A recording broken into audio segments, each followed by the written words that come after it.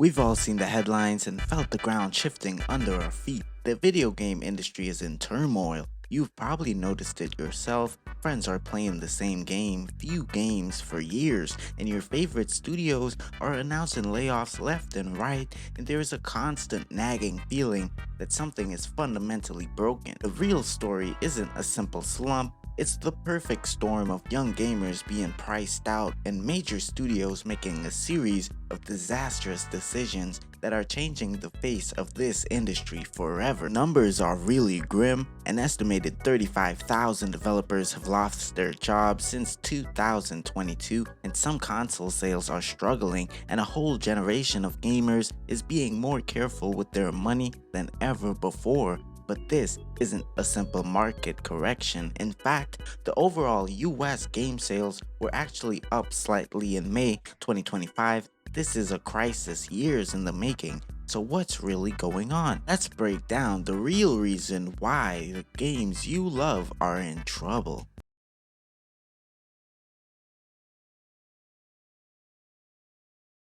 It's impossible to ignore the storm clouds gathering over the industry. It feels like every other week there's another report of massive layoffs. Since 2022, an estimated 35,000 people have been let go. These aren't just numbers on a spreadsheet, they are thousands of talented artists, programmers, and designers whose passion projects have been cancelled and studios have been shuttered. We've seen giants like Microsoft, EA, and Ubisoft make drastic cuts, shelving anticipated games and closing beloved studios. Hardware sales paint a confusing picture. In early 2025, sales for the Xbox Series X and S were down significantly, and the aging Nintendo Switch also saw a sharp decline. Meanwhile, the PlayStation 5 saw its sales grow, and while the industry expects things to bounce back, the immediate reality is one of painful restructuring. You're seeing fewer big releases, sky-high prices, and more uncertainty about your favorite hobby. It's easy to blame the post-pandemic cooldown, but that's just a tiny piece of a much more complicated and bigger picture.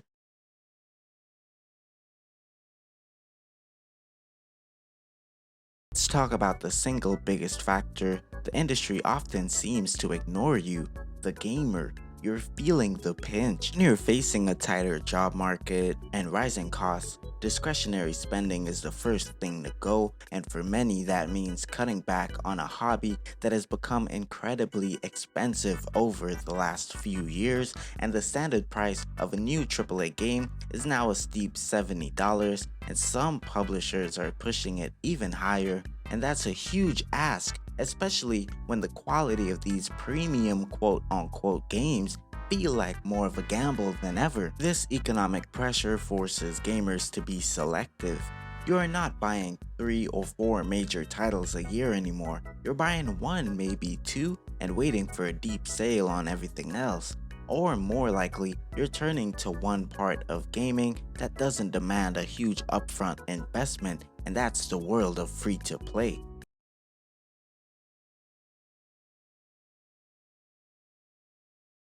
So if gamers aren't buying as many new premium titles, what are they playing? The answer is completely reshaped the industry. They're playing games that are free. Titles like Fortnite, Call of Duty Warzone, Roblox, Apex Legends have become the new titans of gaming. These games don't just dominate headlines, they dominate players' time and attention because the cost is nothing to start. They pull in massive audiences. Once you're in, the goal is to keep you there forever. These live service games are designed to be a constant part of your life, using battle passes, limited time events, and never-ending stream of cosmetic items to monopolize your gaming hours. Why spend $70 on a 15-hour single-player game when your friends are all playing Fortnite and the new season just dropped? This creates a brutal cycle for the rest of the market. New games, especially those that aren't free, find it incredibly hard to compete against these established forever games, and it's a battle for your attention. Most new releases are actually destined to lose, and this shift has created a massive divide It feels like publishers are being forced to choose, make a traditional premium game or a live service machine. It's a tough spot, and I'm curious to know what you think. Do you prefer buying a full-priced game, or do you spend more of your time on free-to-play titles? Let me know down in the comments below. I'm really excited to find out, and if you're finding this breakdown useful, be sure to click that like button and hit that subscribe bell for more deep dives into the gaming world.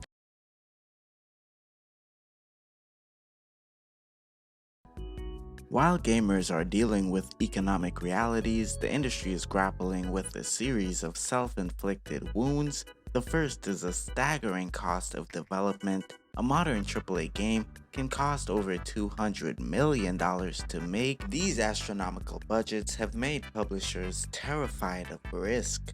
Instead of fostering creativity, they're chasing proven formulas, leading to seas of sequels, remakes, and uninspired clones. This obsession with chasing trends led directly to the live service gold rush. Seeing the success of Fortnite, nearly every major publisher decided they needed their own forever game, but they completely misunderstood why those games worked in the first place. The market for live service games is now totally saturated.